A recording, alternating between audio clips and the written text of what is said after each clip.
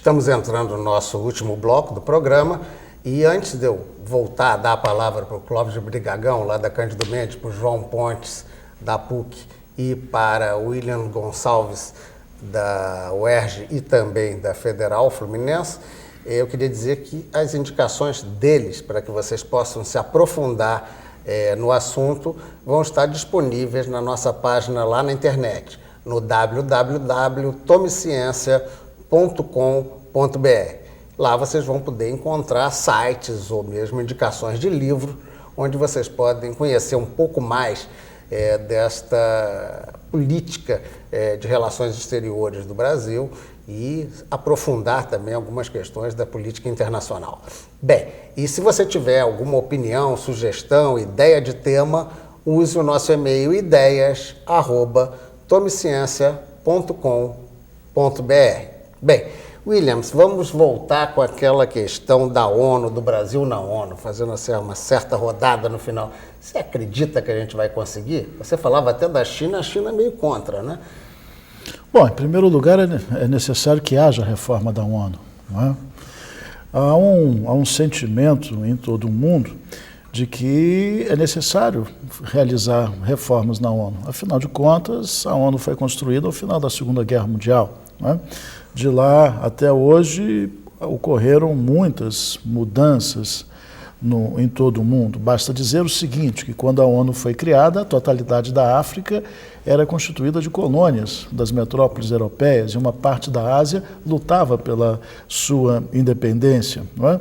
E hoje a África é formada por países independentes, a Ásia por países independentes e alguns economicamente pujantes, de modo que a ONU ela tem que refletir essa nova realidade.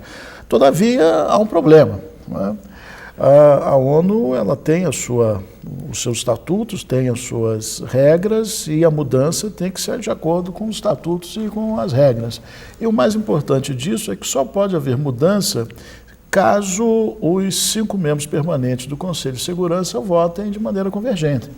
Votem os 5 a favor. Não vetem a mudança. Não vetem a mudança, exatamente. Alguns países têm apresentado uma postura assim, bastante flexível, bastante interessante, favorável, se dizem favoráveis à mudança. É o caso da França, é o caso da Inglaterra, da China. No entanto, os Estados Unidos até agora não se pronunciaram.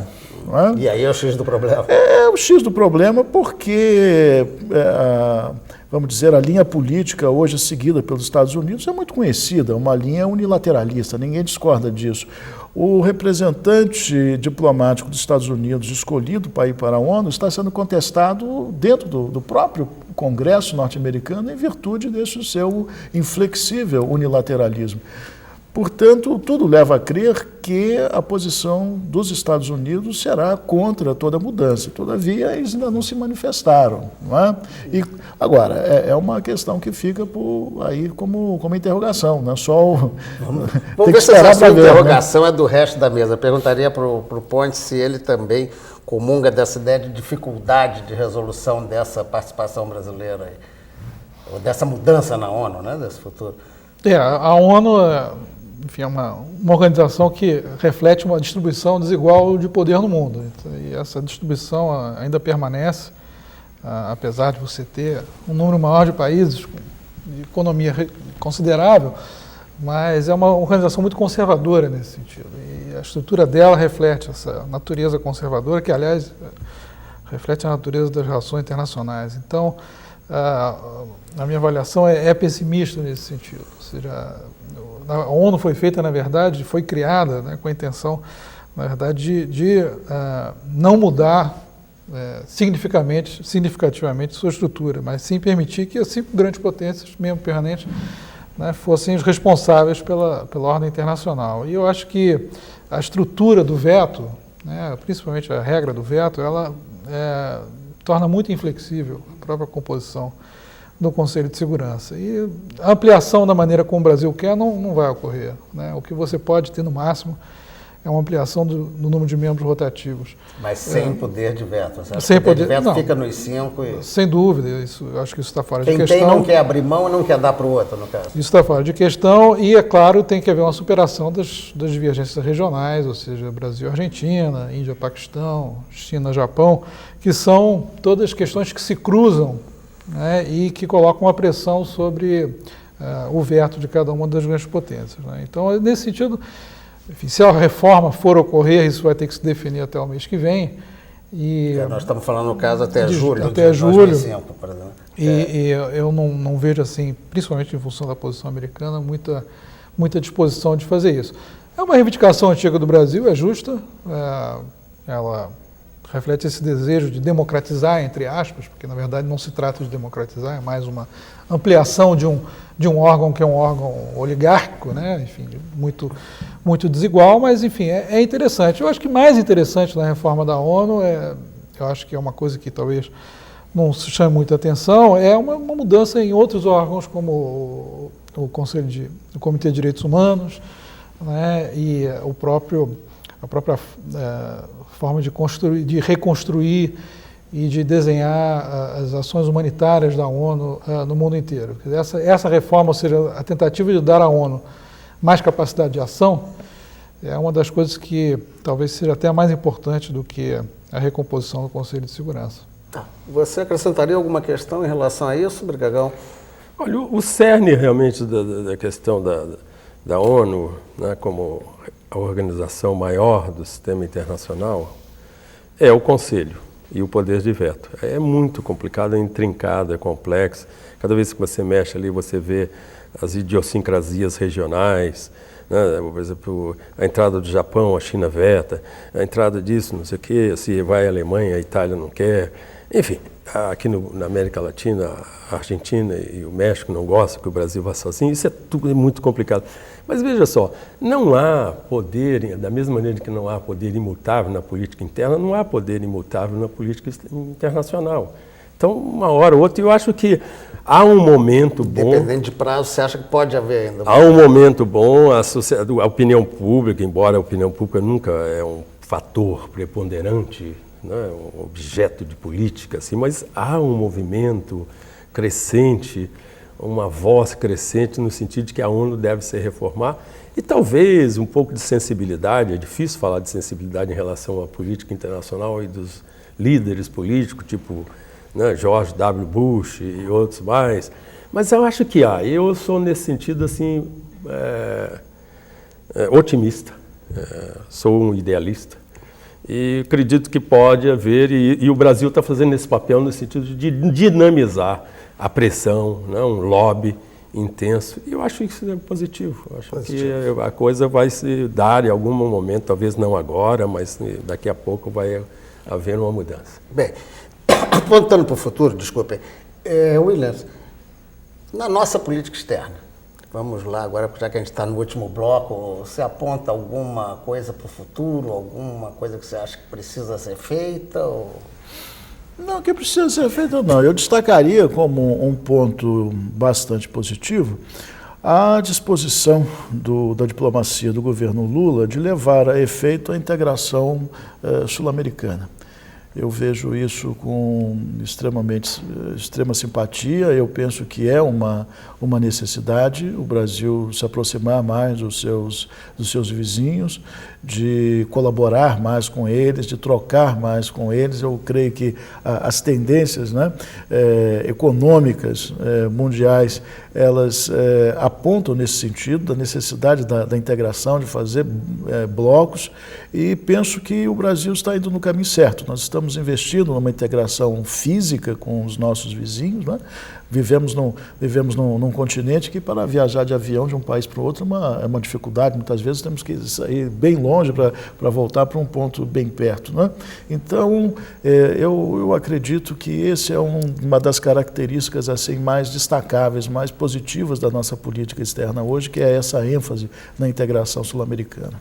Tá, e você acha importante, tem que trilhar por aí, né? Exatamente. O João Pontes, da PUC, o que é que você... Olha, eu tiraria um pouco assim, o foco das relações de Estado, né, do Brasil com outros estados e do Brasil enquanto estado, e colocaria, enfim, ansiaria que o Brasil, e pelo menos a sociedade civil brasileira, olhasse para certas mudanças que estão acontecendo no mundo e que envolvem a necessidade de afirmar valores, né, e principalmente de aumentar o intercâmbio, né, da nossa sociedade com outras sociedades, de maneira a gente trabalhar melhor as nossas diferenças e principalmente na área da cultura, na área dos direitos, na área de questões importantes como o meio ambiente. Às vezes a gente olha demais para essas questões intergovernamentais ou intraestatais, como o Conselho de Segurança, enfim, questões mais duras da política internacional, e não presta muita atenção na complexidade hoje das relações internacionais, que envolve mais do que os Estados, envolvem uma série de grupos, bons ou maus, enfim, questões que ultrapassam fronteiras, enfim, a globalização que a gente tanto fala. E, nesse sentido, a minha preocupação com a política externa brasileira, que eu gostaria de ver na política do Estado brasileiro, mas também da sociedade brasileira, é uma preocupação maior com determinados valores que estão, inclusive, sendo objeto das Nações Unidas, né, como a defesa dos direitos humanos. Eu acho que é uma coisa que esse governo não enfatiza suficientemente, às vezes até tem um comportamento dúbio em várias instâncias, na Comissão de Direitos Humanos, enfim, em declarações que dá a respeito de várias questões relativas ao tema. O meio ambiente, que a gente viu agora, infelizmente esse governo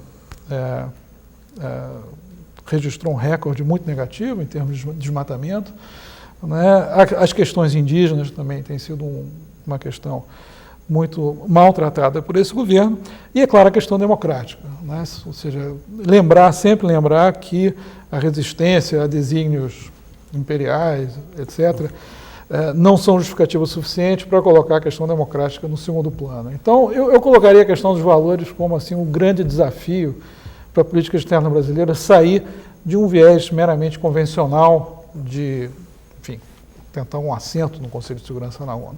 Pois não. Clóvis Brigagão, suas opiniões. Depois dessas duas opiniões é difícil, mas olha, eu vejo o Brasil assim, um grande país, né, de enormes dimensões, um país meio carona até certo ponto, né, que pegava carona na ordem internacional, não incomodava muito as posições, tinha até uma certa atitude de bom mocismo.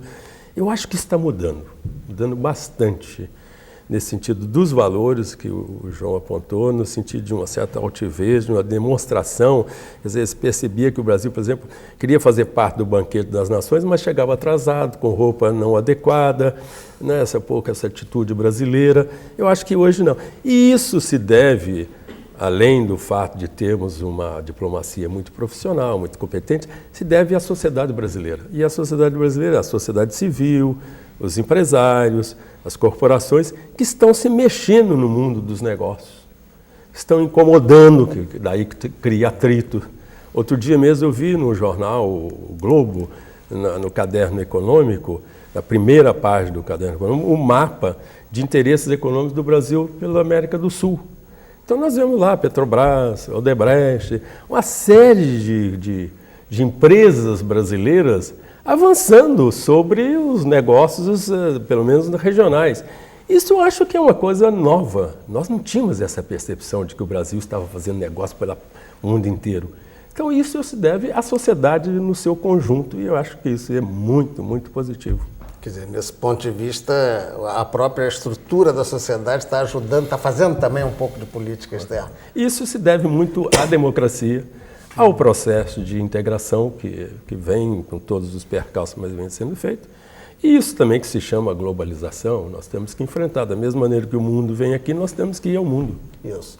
Bem, eu agradeço a presença aqui do Clóvis Brigagão, que é lá do Centro de Estudos das Américas da Universidade Cândido Mendes, do João Pontes, da Pontifícia Universidade Católica, e do Williams Gonçalves, que dá aula na Universidade do Estado do Rio de Janeiro e também na Universidade Federal Fluminense, em dupla jornada. Bem, e a vocês agradeço pela atenção. Até a semana que vem.